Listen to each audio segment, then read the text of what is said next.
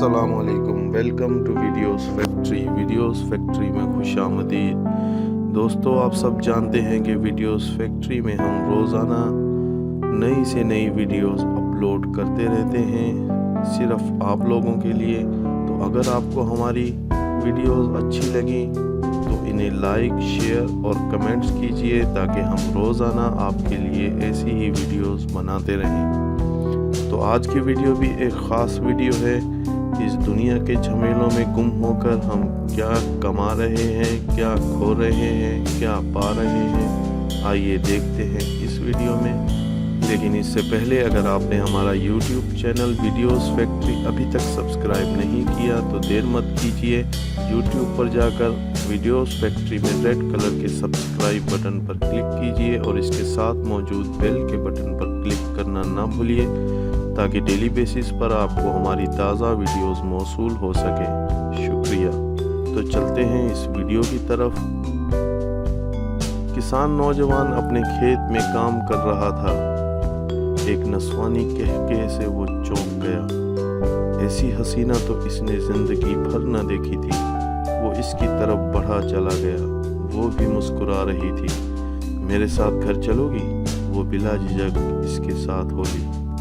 वो फजाओं में उड़ने लगा। चौधरी का डेरा आबाद था। दोस्त अहबाब के मजमा में नौकर चाकर खिदमत के लिए खड़े हुए।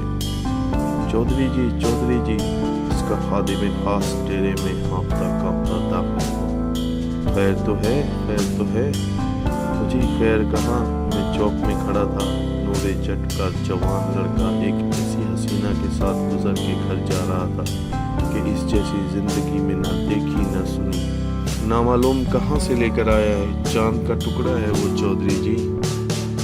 नौजवान इसे अपने घर ले आया। इसे समझ नहीं आ रहा था कि इसे कहाँ बिठाऊं। आज इसकी जिंदगी का बेहतरीन दिन था। इसने तो कभी सोचा भी ना था कि वाकई जब खुदा देता है तो चप्पड़ फाड़ के देता है। इसे कुछ शोर की आवाज़ आ रही थी जो और करीब आ गई।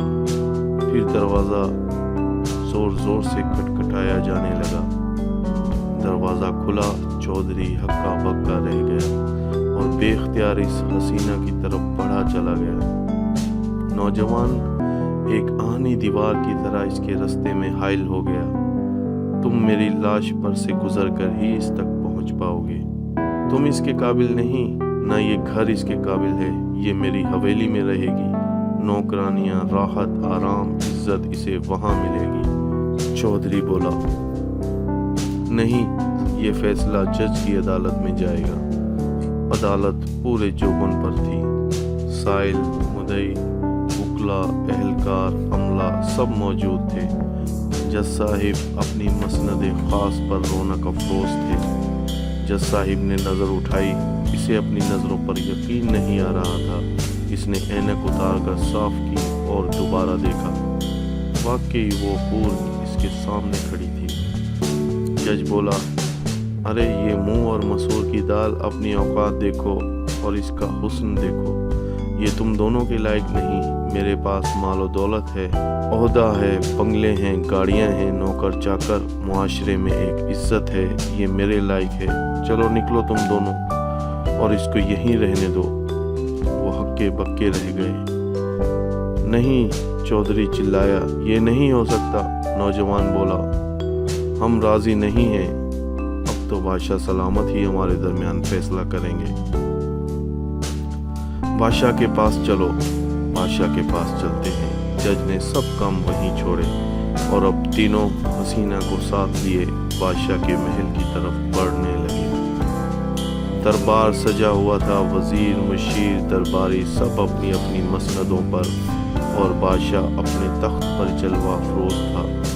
इसके सर पर रखे हुए ताज के मोतियों से सारा दरबार जगमगा रहा था और वो खुद भी हुस्न का करिश्मा था। दरबार तीन अशखास और एक हसीना को लाकर बादशाह के सामने पेश करता है।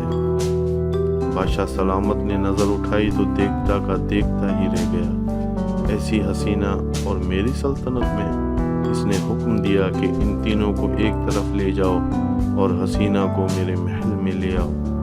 जज साहिब ने कुछ बोलने की कोशिश की तो बादशाह सलामत ने ایک طرف دیکھا 3 ہٹے کٹے دربان آگے بڑھے اور تینوں خاموشی سے ایک طرف کو ہو گئے۔ وہ حسینہ جو اب تک خاموش تھی، اس نے خاموشی کو توڑا اور بولی، فیصلہ میں کروں گی، تم چاروں میرے پیچھے دوڑو، جو مجھے پکڑ لے گا مجھے پا لے گا، میں اس کی ہو جاؤں گی۔ یہ کہہ کر وہ جلدی سے دربار سے باہر نکلتی ہوئی نظر آئی۔ بادشاہ کو اپنا تخت بھول گیا اور اگلے ہی لمحے وہ چاروں اس کے پیچھے دوڑ رہے تھے۔ وہ ہوا سے باتیں کر رہی تھی۔ بادشاہ سلامت تھوڑی ہی دور جا کر دوڑنے کی تاب نہ لا سکے اور ایک لمبی آہ بھر کر وہیں ڈھیر ہو گئے۔ جج صاحب بھی زیادہ دیر پیچھا نہ کر سکے اور اس کی سانسیں بھی جواب دے گئیں۔ چودھری صاحب ہمت ہارنے والے تو نہ تھے، لیکن آخر کب تک؟ اب وہ تھی اور نوجوان تھا جو کہ ہر لمحے اس کے قریب سے قریب تر ہوتا جا رہا تھا۔